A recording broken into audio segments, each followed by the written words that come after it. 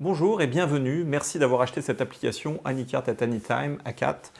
Donc vous l'avez compris, c'est une application qui représente un chronomètre truqué qui va vous permettre de forcer donc un nombre.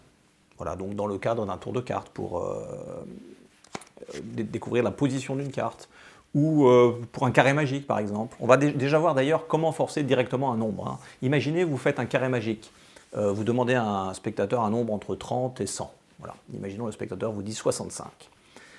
Vous lui dites, je vais remplir une grille, mais vous allez me chronométrer. Vous prenez le téléphone, vous déverrouillez le téléphone, vous lui donnez, vous lui montrez où appuyer pour démarrer le chrono, et où il devra arrêter quand vous direz stop.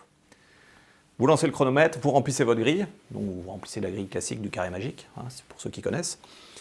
À la fin, vous dites stop, très bien, vous avez mis par exemple 32 secondes et 33 centièmes, bon, c'est bien. Et vous montrez dans la grille que la somme magique 65 se retrouve dans toutes les lignes, dans toutes les colonnes, enfin partout, quoi. C'est le principe du carré magique. Et à la fin, vous attirez l'attention sur le chronomètre, 32 secondes, 33 centièmes, 32 plus 33, ça fait 65, et même là, on retrouve la somme magique. Voilà donc une application, et d'ailleurs, c'est un magicien qui fait cette démonstration, et qui utilise sûrement une application similaire, qui m'a donné l'envie de développer ça en la poussant plus loin, avec notamment l'utilisation d'un chapelet pour faire un Anycart at any number, en fait. Voilà. Mais la possibilité de forcer directement un nombre est restée dans l'application. Comment ça se passe? Vous lancez l'application, et vous allez donc tomber sur le menu configuration, enfin le menu de lancement. Donc dans les configurations, vous allez dans chapelet, et vous choisissez, donc là je l'avais déjà paramétré, mais normalement par défaut c'est utilisation du mnémonica, mais vous allez mettre forçage direct du nombre. Voilà. Dans méthode d'input, vous mettez input à 4 chiffres, parce que par défaut c'est 6 chiffres, et vous êtes prêt pour forcer le nombre. Dans méthode de lancement, on va pouvoir faire en sorte que le menu soit masqué au démarrage de l'application. Donc, je vous montre ça. Donc, on va quitter l'application. Voilà, on efface tout ça, tac, on relance, et vous voyez, directement, le PIN arrive. Donc, imaginons donc 65. Hein. Donc, pour rentrer le chiffre, le premier chiffre n'a pas d'importance, donc un 4 par exemple. Maintenant, 65, et le dernier chiffre va avoir une importance. Ça va indiquer si vous voulez forcer uniquement les centièmes, à la fin, donc, quel que soit le temps, ça sera 65 centièmes, ou alors, si vous voulez que ça soit la somme des minutes, secondes et centièmes, qui fasse 65. Si vous mettez 0, ça sera la somme. Si vous mettez tout autre chiffre, ben ça sera uniquement les centièmes. On va faire les deux, je vous mets 0 pour vous montrer. Donc là, ce qui est intéressant, c'est que vous avez, vous voyez sur l'écran, donc le pourcentage de batterie, 65%, ce qui vous indique le nombre. Donc ça veut dire que vous l'avez bien rentré. Autre chose importante, le symbole Facebook, on verra ça tout à l'heure, parce que dans notre cadre-là, ce n'est pas tellement nécessaire parce qu'on ne va pas dépasser 65 secondes. Et le symbole Wi-Fi. Vous voyez, là, il est pleine puissance, le Wi-Fi. Ça veut dire, quand il est pleine puissance, le Wi-Fi, que l'application n'est pas encore armée. Donc, vous allez pouvoir montrer que le chronomètre fonctionne tout à fait librement. Voilà, autant que vous voulez. Pour armer le chronomètre, il faut appuyer une première fois et une unique fois sur réinitialiser. Ça remet à 0. Vous voyez maintenant, le symbole Wi-Fi est complètement grisé, comme s'il n'y avait plus de signal. Ça veut dire que l'application est armée, on va pouvoir forcer le nombre. Vous dites go au spectateur, le spectateur lance le chronomètre, vous remplissez votre carré magique, par exemple, hein, vous pouvez faire autre chose. Et au moment où il dira stop, boum, 5 secondes 60 centièmes, donc 5 plus 60 égale 65. Donc là, on est en mode somme. Pour quitter l'application, vous appuyez sur alarme. Voilà, valable tout le temps ça. Hein. Vous relancez. Et vous mettez maintenant, par exemple, 60, donc premier chiffre, peu importe, 65 et un autre chiffre que 0 à la fin. Donc là, vous forcez uniquement les centièmes. Vous appuyez sur initialiser pour armer, vous lancez. Quel que soit le moment où vous allez arrêter maintenant, ça sera 65 centièmes. Ça, c'est pour le forçage direct du nombre. On va maintenant venir au tour de carte, un tour de carte que j'aime faire avec 2 jeux de cartes. Et j'ai tourné la performance il y a 2-3 jours, donc je vous laisse la regarder, je vous la mets maintenant. Ah, on va faire un petit tour de cartes, mais avec 2 jeux de cartes, hein, ce qui est plutôt rare, parce que d'habitude, voilà, bon, tout augmente. Hein. Je vais te demander de choisir un des 2 jeux. Le noir. Le jeu noir? Oui. Tu veux pas changer? Ah non, j'adore. T'aimes le noir? Oui. Ok, bah je mélange le noir, mélange bien, tu peux mélanger comme ça si tu veux. Ça, je ne sais pas faire, mais je peux faire comme je veux, quoi. Devant, derrière. Tu veux couper? Ouais. Ça, le jeu est bien mélangé et bien coupé. Mhm. On va le laisser là, le jeu rouge, et le jeu que tu as mélangé, on va le poser là.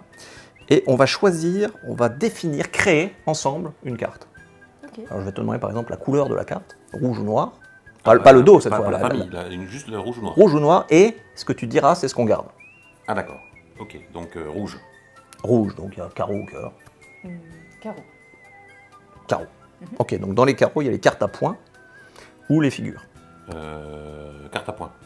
Ça laisse plus de choix. Hein. Bah ouais, parce que figure, il n'y a que valet d'amour. Là au moins, il n'y avait pas de... Alors, non. t'as de l'as, 2, 3, 4, 5, 6, 7, 8, 9 ou 10 de carreau. Décide. 5. 5 de carreau. Donc je vais essayer de retrouver dans ce jeu que tu as mélangé le 5 de carreau. Mais évidemment, si je le fais comme ça, c'est pas forcément très magique. Le but, c'est d'aller le plus vite possible. Ouais. D'accord? Donc on va chronométrer. Ok. Donc je vais te demander d'appuyer là. Ça démarrera le chrono. Mhm. Et quand j'aurai trouvé le 5 de carreau, je te dirai stop et t'appuieras. Ok. Impeccable. Attention, 5 de carreau. Go! Qu'est-ce que tu fais? Bah, je cherche le 5 de carreau. Regardez, il a disparu. Quelle arnaque, c'est quoi ça? Il a disparu. Il n'est plus là. Ah, stop! Stop, il est là! Oui, yes! Ouah, oui, bon. Mais... Bon, 16 secondes. Mais c'est quoi? C'est pas... Un pas bon un tour de tour. magie, ça? Bah, c'est pas un tour de magie de trouver le 5 de carreau dans ce jeu noir, c'est vrai. Mais je vous ai dit, c'est un tour avec 2 jeux de cartes. Oui. Donc il y a aussi un jeu rouge qui a été mélangé et coupé par toi. Ouais. Bon.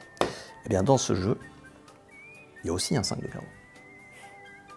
Jusqu'à là. Et ce qui est très étonnant, c'est que j'ai mis 16 secondes pour retrouver le 5 de carreau. 16 secondes et 2 centièmes, c'est assez précis. Et d'ailleurs, 16 plus 2, si on additionne les secondes et les centièmes, ça fait 18. Mhm. Peut-être que dans le jeu rouge, la 18e carte. On sait pas. Bon, Régis, prends les cartes toi-même. Retournez une par une. Face en l'air. Ouais, jusqu'à 18. 1, 2, 3, 4, 5, 6, 7, 8, 9, 10, 11, 12, 13, 14, 15, 16, Stop. 17, La 18e. 18. 5 de carreau. Yes! Excellent. Nous voilà de retour maintenant pour l'explication. On va laisser d'abord l'application de côté. Qu'est-ce qui se passe avec les cartes? Eh bien, on a un jeu de cartes noir, ici, qui est complètement mélangé, en fait. 52 cartes, donc les deux jeux sont ordinaires. Mais le jeu noir, lui, est mélangé, alors que le jeu rouge n'est pas mélangé. Il est dans un ordre spécifique.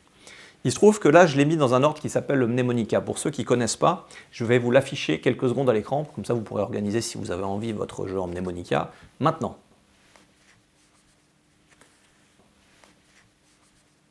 Voilà, donc je vous laisse revenir en arrière, faire arrêt sur image pour que vous puissiez classer votre jeu si vous souhaitez utiliser le mnémonica. C'est cet ordre-ci. Maintenant, si vous n'utilisez pas le mnémonica, il est possible de rentrer dans l'application un nombre, un chapelet, ça s'appelle un chapelet en fait, un ordre de cartes, un jeu mémorisé, si on le mémorise d'ailleurs, un ordre d'un arrangement, on va dire, des 52 cartes. On peut rentrer par exemple, je mélange encore un peu, et si on décide qu'on va faire le tour avec cet ordre-là, eh ben, on peut le rentrer dans l'application. Alors, comment ça se passe? Donc, on retourne dans l'application. Alors là, évidemment, comme j'ai désactivé le menu de démarrage, et je ne l'ai plus. Alors, pour le remettre, il faut appuyer sur 4 x 9. Ça déclenche le chronomètre, vous quittez, et vous redémarrez, et là, vous retombez sur le menu. Configuration. Dans Chapelet, donc soit vous utilisez le mnémonica, donc l'ordre qui est ici, soit un chapelet personnel. Donc vous cliquez sur chapelet perso et vous saisissez votre chapelet. Comment ça se passe? C'est très simple. 4 de carreau, voilà. 8 de pique, vous allez et vous rentrez le 8 de pique, voilà. 2 de carreau, et ainsi de suite. Les cartes s'épuisent en haut au fur et à mesure. Et à la fin, vous faites save, une fois que vous avez tout saisi, et puis c'est terminé. Bon, là, on ne va pas le faire, on va laisser avec le mnémonica, mais c'est comme si on avait rentré l'ordre là dans l'application. Donc, chapelet, utilisation du mnémonica. Méthode de pique, on va laisser pique de la carte choisie, puisqu'on demande au spectateur de nommer une carte. Mais dans certains tours, il peut être utile de, par exemple, faire choisir une carte, le spectateur choisit une carte, vous regardez la carte qui précède, ici roi de carreau, et vous allez rentrer donc la carte qui précède. Donc pique de la carte avant la carte choisie, ça sera ça, pique, hein, c'est coup d'œil. Et pique de la carte après la carte choisie, si vous avez par exemple un jeu marqué, où le spectateur fait ça, vous coupez, et là vous voyez la carte ici, vous rentrerez celle-ci, et l'application connaîtra la position de la carte là. Voilà. Mais nous, pour ce qu'on a besoin de faire dans ce que j'ai fait, c'était pique de la carte choisie. Méthode d'input, donc l'input à 4 chiffres. Comment ça se passe quand on rentre une carte? Eh bien, les 3 premiers chiffres, c'est la carte. Par exemple, les 2 premiers, c'est la valeur. Par exemple, 0,1 pour l'As, 0,2, 0,3 jusqu'à 9, 0,9, 10, 11 pour valet, 12 pour dame, 13 pour roi. Le chiffre suivant, c'est la famille. 1 pour pique, 2 pour cœur, 3 pour trèfle ou 4 pour carreau. Ça, c'est par défaut, parce que si vous voulez utiliser l'ordre américain trèfle, cœur, pique, carreau, il vous suffit de cocher l'autre case et c'est bon. Mais par défaut, c'est pique, cœur, trèfle, carreau. Donc ça, c'est intéressant. Et voilà. Et le dernier chiffre, là, n'a aucune importance, puisque ça sera toujours en mode somme. On y retourne. Donc, chapelet, on a bien mis utilisation du mnémonica. Méthode de lancement, allez, on désactive le menu. Et on lance. Et voilà. Imaginons que le spectateur nous dise le 5 de pique. Donc, vous rentrez 5. Pique, c'est donc 1. Et le dernier chiffre, on a dit peu importe. Tout de suite, là, vous voyez au symbole, pas au symbole, mais au chiffre de pourcentage de batterie que c'est 16%, donc la carte est 16e, vous le savez. Là, maintenant, le symbole Facebook va être utile, vous allez comprendre. Donc, je réinitialise pour armer, ça c'est le même principe. On démarre le chronomètre, le spectateur l'arrête, 3 plus 13, ça fait bien 16. Bien, on va recommencer et on va voir maintenant le cas où on a donc 5 de pique. Et imaginons on dépasse 16 secondes. Alors, on va prendre une carte, peut-être pas attendre 16 secondes, mais on va tiens 3 de trèfle par exemple, qui est 4e, 3 de trèfle. Donc je lance et je lance 3, donc pique, cœur, trèfle c'est 3, et le dernier chiffre peu importe. Voilà. Donc vous voyez que la position c'est 4, 4% de batterie. Donc le symbole Facebook là est allumé, hein. Ça c'est important, je réinitialise pour armer, je lance. Et j'attends que ça dépasse les 4 secondes. Donc là, on se dit comment il va pouvoir faire en sorte, les centièmes, l'application va pouvoir faire en sorte que les centièmes, la somme, ça colle. Et bien en fait, il ne va pas pouvoir. Du coup, il ne faudra prendre en compte que les centièmes, 0,4. Et, comme vous ne connaissez pas forcément l'ordre, ben vous voyez que c'est 4, donc vous savez qu'il faut prendre que les centièmes, mais en plus, le symbole Facebook a disparu. Donc première chose à faire, vous regardez, ah, le symbole Facebook n'est plus là, je n'utilise que les centièmes. Ah, le symbole Facebook est encore là, 13 plus 4, 17. Voilà. Mais là, ce n'est pas le cas, donc vous compteriez la 4e carte pour retrouver le 3 de trèfle. Ça, c'est pour le tour, comment il fonctionne. En pratique, vous allez me dire, oui, mais j'ai mélangé les deux jeux. Ça, c'est vrai. Mais en fait, pour le jeu rouge, j'ai simplement fait un faux mélange. Un faux mélange qui se fait comme ceci, c'est un truffle shuffle, ça s'appelle. C'est très convaincant, suivi d'une coupe comme ceci, qui en fait ne change rien à l'ordre du jeu. Alors, je ne vous explique pas ici le truffle shuffle, mais penchez-vous dessus, c'est de Derek Delgodio, il a publié un téléchargement sur cette magnifique technique. Sinon, vous avez également le faux mélange que je décris dans l'ABC des cartes, qui est peut-être moins convaincant, mais qui suffit, parce que quand c'est en parlant, le spectateur mélange. Alors, et d'ailleurs, vous n'êtes même pas obligé de faire mélanger le jeu. D'ailleurs, vous classez les deux jeux dans le même ordre. Et vous dites au spectateur, choisissez un des deux jeux et mélangez-le. Donc imaginons, il prend celui-là. Donc il laisse l'autre dans le même ordre. Et dites, le deuxième, on n'y touche pas, il reste là jusqu'à la fin. Et vous avez le même effet.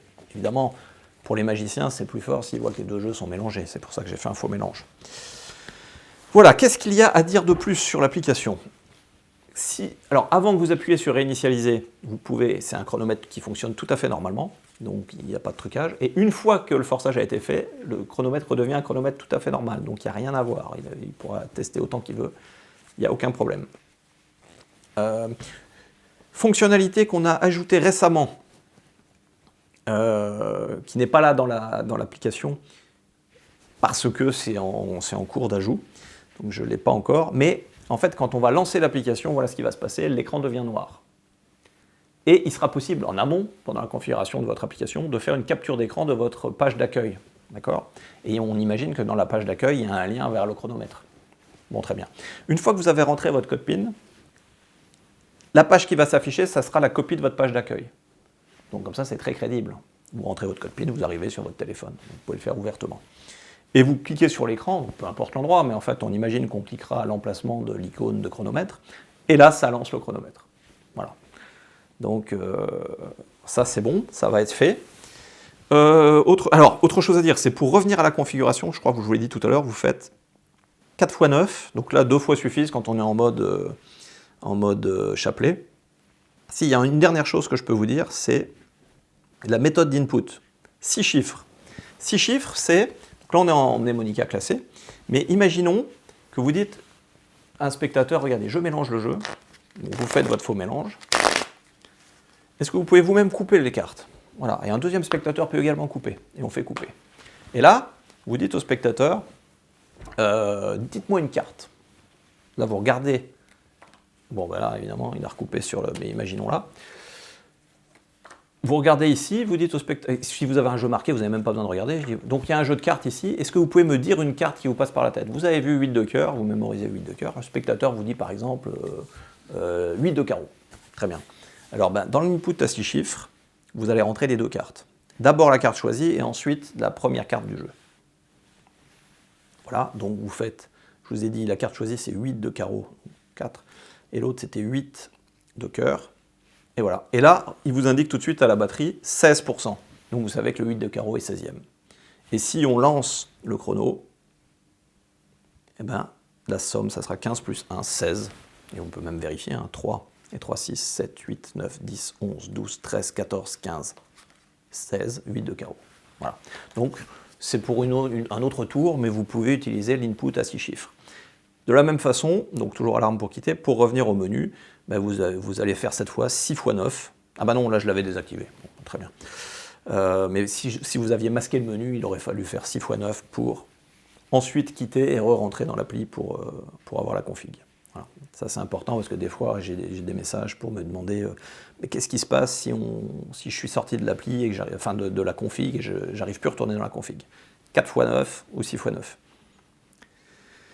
Voilà, alors graphique et présentation, là vous pouvez mettre votre opérateur, hein, c'est pour la barre en haut. Affichage du cercle rouge, ça c'est un choix esthétique. Voilà. Et donc il y aura normalement un icône, un onglet supplémentaire, peut-être dans graphique et présentation, je ne sais pas encore où il le mettra, mais pour ajouter une capture d'écran, pour faire ce que je vous ai dit tout à l'heure, avec une case d'options si on désire ça. Voilà, je pense que tout est dit pour AnyCart at Anytime. J'espère que cette application vous aura plu, vous plaira à l'usage, et puis je vous souhaite surtout une bonne continuation. Il y a un groupe Facebook hein, pour l'appli, donc allez dessus. Si vous avez des questions, vous pouvez les poser dessus. Je suis là, et Seb aussi, pour y répondre. Donc n'hésitez pas. Je vous souhaite une bonne journée.